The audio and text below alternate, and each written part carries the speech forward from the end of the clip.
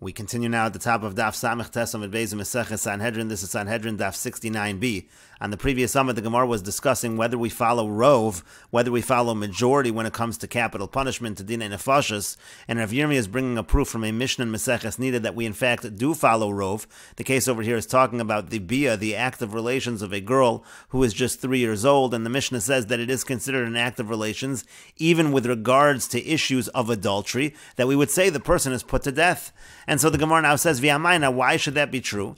Ema island is he. Maybe we should say that she's a girl who's underdeveloped, who's never going to reach that maturity, and therefore it would actually be a kiddushay tos. A person gets married and doesn't realize that the girl is an islandess. We could say it's a kiddushay tos. It's a mistaken kiddushin. V'yadayta dahachi lo kaddish. The person never had intention that he was going to be marrying an islandess, and therefore it's not a kiddushin. And why should we put someone to death based on adultery of this circumstance? It could only be elalav. Rather, is it not to amrin on zil basar ruba? Must we were following majority. V'rov nashim lav islandess ninuan, and the majority of women are not islandess, and therefore we're assuming this woman is not an islandess as well, and that's why we consider it to be a kedushin. That's why we consider it to be a situation of arayas, and the person can get the death penalty.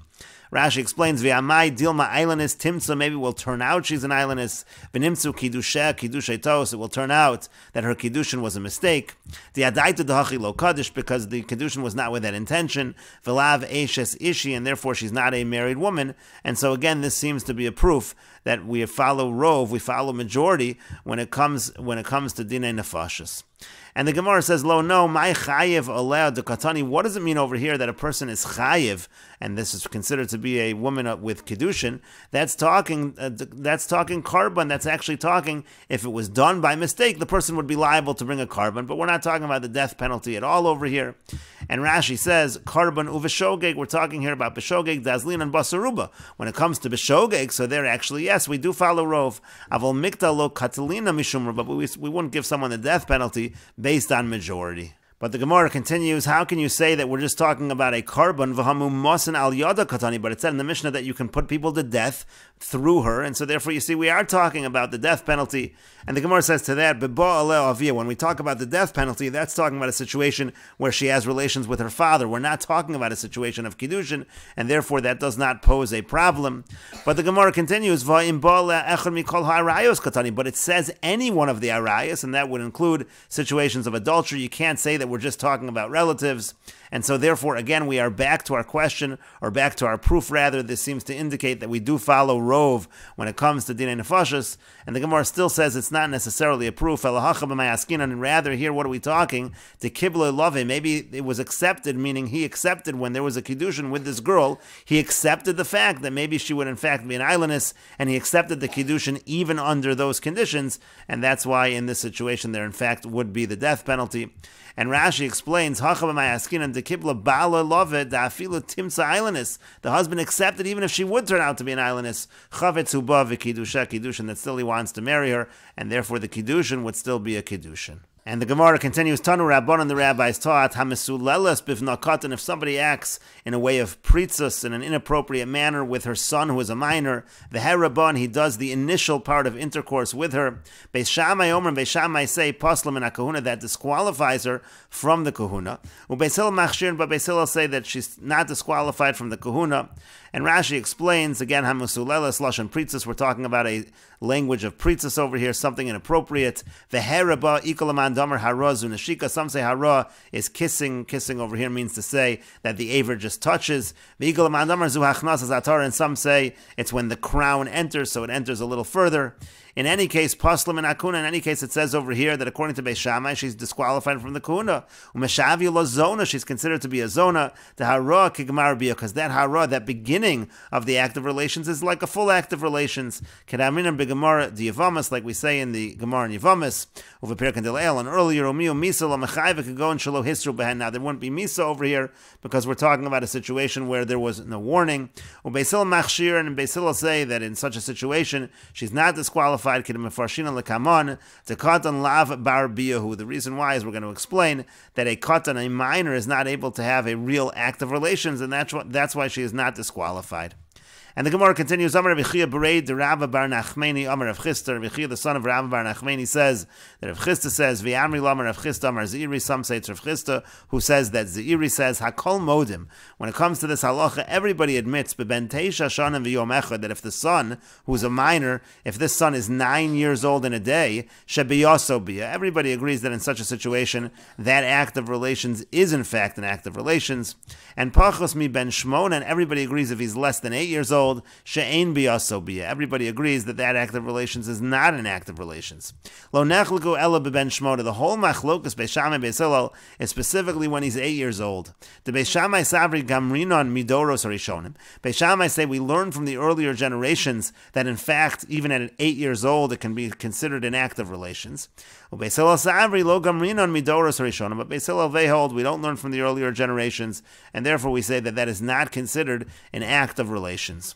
And so the Gemara says, V'doros harishonim. Now, in the earlier generations, Minolan Da'olid, where's the source? From where do we know that at that point in time, a child who's 8 years old is capable of fathering a child, that that's an act of relations? If you're going to say that it's from what is written in the following pasuk, Halozos Bas Sheva Bas Eliam Eshes Urya Hachiti, it talks about Bas Sheva, and it says that she was the daughter of Eliam, who was, and it also says that she was the wife of Urya Hachiti, point over here being that she was Bas Eliam. Uchsiv Eliam ben Achitofel Hagiloni, and then it also says that Eliam was the son of Achitofel, and so therefore we know now Bas Sheva is the granddaughter of Achitofel. Uchsiv Vayishlach Biyad Nasan Hanavi Vayikras Shemo Yedidya Ba'avor Hashem, and then it talks about the fact that he was called Yedidya, the birth of Shlomo HaMelech. Uchsiv, and it's written Vayhilish Nasayim Yamim, it was 2 years later, Vayugozim LaAvshalom, it says there were those who sheared to Avshalom. Uchsiv, and then it's written V'Avshalom Barach V'elach Keshura V'elach Shalosh Shanim. So this is already, again, 2 years after Shlomo was born, and now we have another 3 years recorded by the Psukim. That's 5 years after Shlomo HaMelech is born. Uchsiv, and then it's written Vayeshev Avshalom B'Yerushalayim Shnasayim Yamim. Then it says Avshalom was in Yerushalayim 2 years. That's another 2 years, and so now we have a total of 7 years since Shlomo HaMelech is born. Upnei HaMelech Lo Ra, he didn't see the king. Uchsiv, and it's written in the pasuk Vayimiketz Arboim Shana Vayomer Avshalom El HaMelech.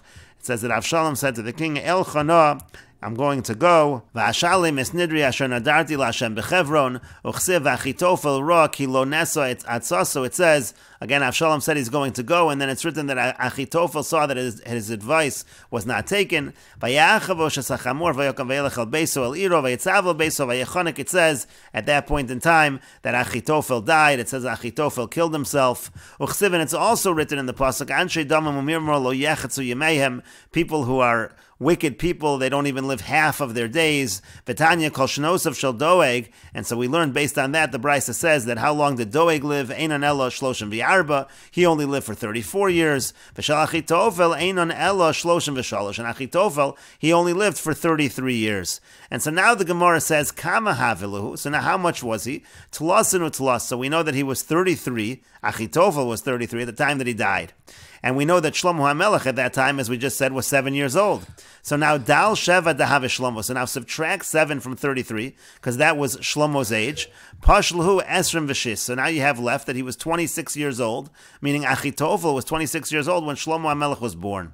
Dal Tarte Shani L'Tzlasa Ibure. So now if you subtract 2 years because there were the 3 pregnancies, so Ishtakach Techol Chad V'Chad Betamni Olid. It comes out that each one really gave birth at 8 years old. And the idea over here is that we have 3 generations born to Achitofel in a span of just 24 years, because again, when Achitofel is 8 years old, that's when Eliam is born, and then when Eliam is 8 years old, so then that's when the next generation is conceived, that's when Batsheva is born, and then when Batsheva is 8 years old, that's when the next generation is conceived, that's Shlomo HaMelech, and again, Shlomo HaMelech is 7 years old when Achitofel dies, which is at the age of 33, and so therefore you see, if you're going to take that 24 years again and divide it among those 3 generations, it's going to be 8 years old each, and you see that at 8 years old already, it's possible to give birth. That's an act of relations.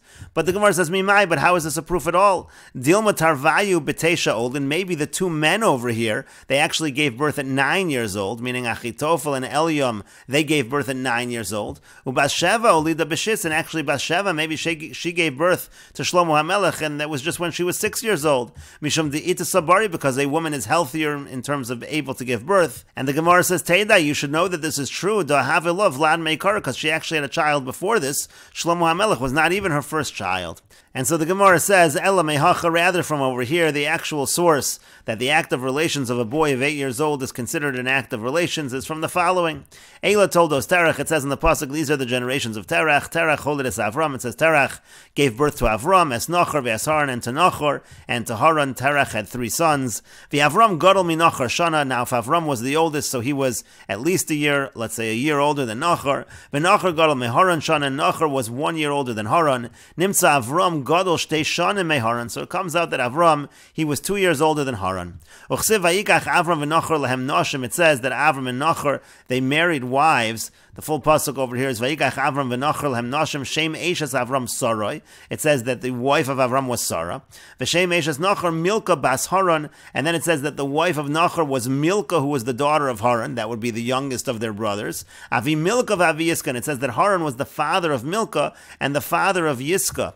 And the Gemara now continues. V'Yomer Rabbi Yitzchak, and Rabbi Yitzchak says Yiska zu Sarah. Actually, Yiska is Sarah. It's the same person, and so therefore, really, Avram is marrying Haran's daughter Yiska, or Haran's daughter Sarah, and again, that's his younger brother by 2 years. V'lama nikra shema Yiska. Now, why was Sarah called Yiska? Shesocha b'ruach hakodesh, because she saw things through ruach hakodesh. V'hainu d'chsiv, and that's what's written in the pasuk. Kol asher tomar elecha Sarah shema b'kola. Whatever Sarah tells you, you should listen to her. Davar acher, another explanation why she's called Yiska. Yiska shakol sochem b'yofya. She's called Yiska because everybody looked at her beauty. Uchsiv, it's written in the pasuk, Vayipol al panav Yitzchak vayomer belibo, talks about the birth of Yitzchak, and we see over there Kama koshesh Avram and Sarah. How much older is Avram than Sarah? As Hashanim comes out that Avram is 10 years older than Sarah. That's what we see over there. They're 190. The koshesh me'avu, and we also know that Avram was older than her father Tartin Shnin by 2 years, meaning to say Avram was 2 years older than Haran, and he was 10 years older than his wife Sarah. So if you do the math, Ashtakach ki older Haran l'Sarah comes out that when did Haran give birth to Sarah? Betamne Olida comes out that he gave birth to Sarah. He was 8 years old. He fathered Sarah at 8 years old, and so you see the act of relations of a boy of 8 is an act of relations that can produce a child, and so therefore this should be the source of 8 years old. The Gemara says, Mimai, but how do you know this is a good source? Because Dilma Avram Zuta Dachu Hava. Maybe Avram wasn't the oldest brother. We're assuming here he was 2 years older than Haran. Maybe he was actually the younger of the brothers, and therefore Haran was actually older when he gave birth to Sarah. And maybe when Avram is listed first among the sons, that's because he was the wisest, and the Torah is listing them in order of their wisdom. Teda, you should know that sometimes the pasuk does list in order of wisdom. We find this by the sons of Noach, because it's written in the pasuk, Vayhi Noach ben Chamesh me'os shana. It says Noach was 500 years old. Vayolad Noach es Shem es Cham ve'es Yafes. It says that Noach gave birth to Shem, Cham, and Yafes. Shem gadol mecham shana. Now Shem, according to, if we're going to understand that the first one is the oldest, so Shem would have been 1 year older than Cham. V'cham gadol miyafes shana, and Cham was 1 year older than Yafes. Nimtza Shem gadol miyafes shtei shanim, would come out that Shem was 2 years older than Yafes. Uchsivin, it's written, V'Noach ben sheish meos shana v'hamabel hoyamayim al haaretz. It says Noach was 600 years old at the time of the Mabel. Uchsiv Eila told us Shem, and then it says these are the generations of Shem. Shem ben ma'as shana, it says Shem was 100 years old. Vayolad es arpachshat shnasayim achar hamabel. In that time, 2 years after the Mabel, he gave birth to Arpachshad. And so the Gemara says, 1 second, now if Shem was actually the oldest son, and it says Noach was ben chamesh me'os shana, he was 500 years old when he had his first son, so then he would not have been at that point in time 100 years old. Ben Meya Shani is 100 years old. Bar Meya V'tartin Shnen Hava. Wouldn't Shem have been already 102 years old? Because again, we're talking Noach 600 years old at the time the Mabel ends. 2 years later, Shem is having a child. That would mean that Shem is 102 years old. So clearly Shem was not the oldest of the brothers. Rather, you have to say that they're listed in order of their wisdom. Hachanami here also, when it comes to Avram and his brothers, Derech Chachmason, Kachashavlu, they're being listed in order of their wisdom. And the Gemara continues, Amar Rav Kahana says, I said over this teaching in front of Rav Zvid Min Mehardoi, Amarli, and he said to me, Adon mehacha masnisu, you learn from over here, v'anon mehacha masnin Allah, but we actually learn it from here, from the following, meaning we have a different source to this idea of the ages of the brothers, because it says, U'lashem yulad gamhu avi kol b'nei Ever achi yefes hagadol. It says the brother and says yefes hagadol, and we understand that to mean yefes hagadol shebe'echav havid. The pasuk is actually saying that Yefes was the oldest of his brothers. And so the Gemara continues, Elaminolan, but still, where's the source? How do we know that at 8 years old, in the older generations, it was possible to father a child? Mehacha, that comes from here, from the following. It says in the pasuk of Betzalel ben Uri ben Chur lamata Yehuda, it says that Betzalel, so his father was Uri, and the father of Uri was Chur. Uchsiv atomas azuva vayikach lo kolev es Efras vatela lo es Chur. It says, who is the father of Chur? The father of Chur was Kalev. And so v'chiyavad Betzalel Mishkan. Now, at the time that Betzalel made the Mishkan, how old was he at that point in time? Bar Kama Hava, how old was Betzalel at the time that he made the Mishkan? Bar Telesar, he was actually 13 years old. Because it's written in the pasuk, Ish mimalachto asher hema osim. It says Ish over there, which means an adult. So he had to have been at least 13 years old. Vitanya, we learned in a Brayso, Shana Rishona Asa Moshe Mishkan, that in the first year they were in the Midbar, that's when Moshe made the Mishkan. Shniya Hakim Mishkan, then it says in the second year they put up the Mishkan. Vashilach Meraglim, and it was at that point in time that the Meraglim were sent. So we know that the Meraglim were sent the year that the Mishkan was put up.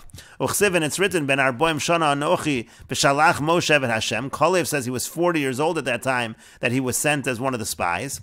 V'yato, and then that pasuk goes on to say that now Hinei Anochi Hayom Ben Chamesh U'Shmonim Shana, at this point in time, and this is a pasuk in Sefer Yoshua, so it says Kalev, at this point in time I'm 85 years old. And so the Gemara says, Kama Havelahu, how old was Kalev again when he was sent as a spy, which was the time that they erected the Mishkan, our boy, and he was 40 years old, as we said.